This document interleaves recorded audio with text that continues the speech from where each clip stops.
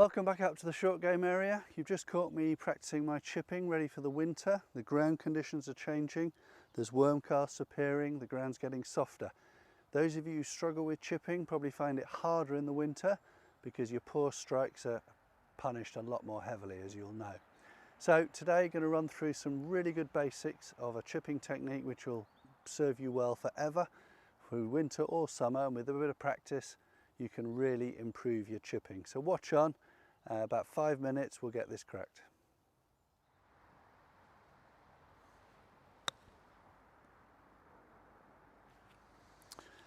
So one of the first things you'll notice that I've been practicing for 20 minutes, half an hour or so now, and there's not a single piece of ground missing from where I'm playing from. All there is a slight skid mark from where the club has slipped along the ground. And this is one of the biggest misconceptions in chipping. And it comes from old teaching, I admit, from years ago, where we used to have the ball back in our stance, the shaft leaned forward, all the weight on our left side, and we were trying to guarantee hitting the ball first before the ground. However, things have changed. Clubs have got better, and we now know that we need to use the sole of the club rather than the leading edge if we want to become consistent with our short game. So all those things I just mentioned go categorically against the grain. We don't want the shaft leaning forward at impact, purely because that will negate the bounce angle on the club almost completely. Vertical shaft, you can see there's a gap here at the trailing edge. As soon as I leave the shaft forward, there's no gap there now, and it becomes a much sharper edge. So if you're prone to duffing chips or hitting the ground before the ball, or if you're a serial divot taker, however little, even if you're breaking the ground with your chips, it means that the leading edge is too much in play. So we're going to go through a few steps to alleviate that as we go through now, to show you how to set up and the things to be thinking about to chip more successfully. Okay, so no divots, no fat shots. Therefore, how are we going to achieve that? How are we going to get the club to skid along the ground every time rather than dig in or catch the ball halfway up? Well, the key to this is we need a very shallow angle of attack on the ball. Old systems of chipping or old instruction on chipping may well have put the ball back, the shaft forward, as I mentioned earlier, and now we're creating an incredibly vertical angle of attack where any contact with the ground gives us a small divot and a fat shot and an unreliable result.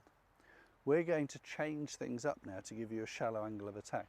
And just to prove a point here, the perfect way of chipping would be, if I could do it, was to put the club on the ground already and slide it all the way along the ground till it hit the ball on the way through. Now I can show you what happens when we do that. We're not going to catch it fat, we're not going to catch it thin. This will be a perfect chip shot every single time, purely because the club is sliding along the ground into the golf ball. The problem is I cannot generate any power because I haven't got a circular rotary action which creates oomph. So I'm limited to 5 to 7 yards of chipping, sliding the club along the ground. Also, we're going to snag on a lot of grass if it was any longer than this. But it just gives you a flavour of what we're trying to achieve at impact, which is this sliding into the golf ball. That means we can hit the ball up to 2 to 3 to 4 inches behind the ball and still get a perfect chip shot, which is kind of messes with your head a bit because everyone thinks you've got to catch it absolutely perfectly. So let's have a closer look at the setup as to how we achieve this incredibly shallow impact that is very, very reliable, and some of the things you might have to think about if you're going to change what you've always done to try and gain this level of consistency. Okay, let's have a look at the setup from face on. How are we going to create this incredibly shallow angle of attack that doesn't take divots? Well, we're going to turn around most of the factors that we learned many years ago in how to chip and the things which cause you all the problems. Old style chipping, weight was forward, ball was back, shaft was leaning forward. The intention was to make sure that we hit the ball first. Unfortunately, whenever the shaft is leaning forward through impact, there's a chance, not always, but there's a chance that we will snag the club into the ground with the leading edge, and the ball will not go the required distance. It may even go just in front of you, just there. So let's reverse all of those things and get used to a new type of setup for chipping. I want you to have narrow feet. This will mean that there's not much weight transfer. You can keep your weight very centered. I want you to have the ball fractionally forward of the middle, okay, which will become obvious in a second why.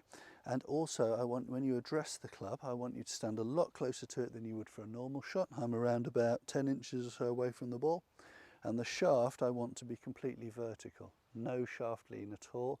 This takes all the bounce off the club and brings into play the leading edge. Not going to work. So back we come here, and because I'm standing closer to the ball, I'm going to just let my hands slide down the grip. They'll end up an inch or inch and a half down the grip. So it feels a bit more like a putter. I am trying to recreate this putting stroke, if you like, and the key similarity with putting strokes and this chipping stroke is that there's no wrist hinge at all. Why is that? Because when I keep my wrist hinge out of the swing, one, it makes the swing very shallow because the club head stays close to the ground. If I put wrist hinge in even a little bit, you can see the club is raised much higher off the ground than where it was here. Once we have wrist hinge in a swing, we have to get rid of it. If we don't get rid of the wrist hinge, and then we get tight, for example, you will end up leaving the hinge in, pulling the club forward, driving the ball. We've got that forward shaft angle, we're bringing into play the fat shot again. Okay, and you're very prone to that under pressure around a green. So the easiest way not to have a shaft lean at impact is don't hinge the wrists at all. Start with them vertically, your hands vertically above the club head, back and through, and you can see no wrist hinge happening at all. It'll feel quite wooden if you're used to hinging your wrists in the old school type way. So ball at the front here, shaft vertical, over we go, long swing or long feeling putt type swing, no wrist hinge, back and through. Okay, and you can see no divot, the ball flew up nicely in the air and it becomes incredibly reliable. So let's have a look at the setup from this angle. As I said, from when you're looking face on, we're going to stand a lot closer to the ball, around about 8 to 10 inches away, strangely. This might make the club sit slightly on the toe. Don't worry about that. Your main point of standing close to it is so that your swing becomes pretty much linear. It won't be completely linear, but it's much straighter, and it's much easier to use the shoulders when you're not involved in a rotational movement, to use your shoulders only. So, ball just forward of the middle. Because we're standing closer, we're going to go down the grip slightly, and now we're going to keep the wrists nice and stiff and take a long putting action with no hinge at all.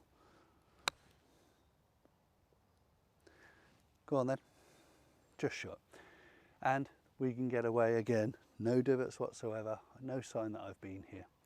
Now just one thing, notice how high that last ball went. This is a gap wedge at 50 degrees. A lot of you who've been chipping in the more old style of having the ball back in your stance and the shaft leaning forward will be used to a slightly lower trajectory than that because your setup has been taking loft off the club. If you're going to give this a go, you might find that you have to use a less lofted club because you're showing a lot more loft at the point of impact. I go down to 8 iron for my chipping, 8-9 wedge, gap wedge. I rarely use more loft than gap wedge for chipping, occasionally if I have to go over and stop it quicker, but you'll be very surprised at how much loft, when applied correctly, a 50-degree club will give you. So have a little experiment there, and I'm going to show you now how the strike works and how much we can hit the ground behind the ball, or how much we need to hit the ground behind the ball to let the skid effect of the club work for you. So here you can see me hitting the same chip shot off our strike board, and in a second you'll see from the other angle the same shot. Have a look at the board and it will show where the club hit the ground. You can clearly see it was 2 to 3 inches behind where the ball was, and yet the shot was perfect. And this is the same that happens when the ball's on grass. You're using the bounce of the club to skid into the ball. Here I've just put a pine needle, you might see about 3 inches behind the ball, playing it off grass for you. Watch the pine needle. Off it goes. So I hope this video has helped. Please come and see us if you need any help, and in the meantime have a good winter's golfing, enjoy your chipping, and we look forward to seeing you soon. Take care for now.